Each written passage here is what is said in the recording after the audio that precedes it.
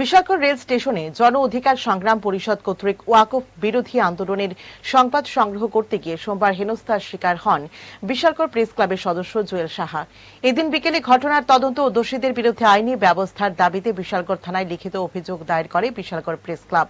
ঘটনাস্থলে উপস্থিত ছিলেন প্রেস ক্লাব সভাপতি ভবতোষ ঘোষ, সম্পাদক তাজুল ইসলাম, জেলা প্রেস ক্লাব সম্পাদক উদয়ন চৌধুরী সহ অন্যান্যরা।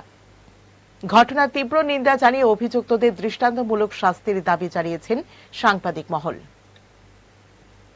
আমরা আজকে বিশালগড় প্রেস ক্লাবের পক্ষ থেকে বিশালগড় থানায় এসেছি।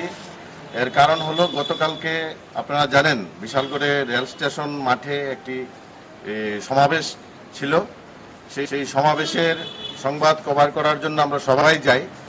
সেখানে যাওয়ার পর আমরা ছড়িয়ে ছিটিয়ে যার যার সংবাদ কভারের কাজ করি।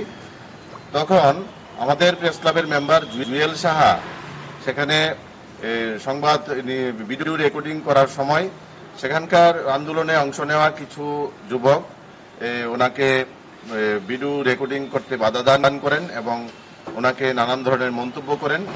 সেই বিষয়গুলি নিয়ে আমরা আজকে থানায় এসেছি। জুয়েল সাহা একটি লিখিতভাবে মামলা করেছেন এবং আমরা ওসি সাহেবের সঙ্গে কথা বলেছি। উনি বলেছেন বিষয়টি তদন্ত করে দেখব।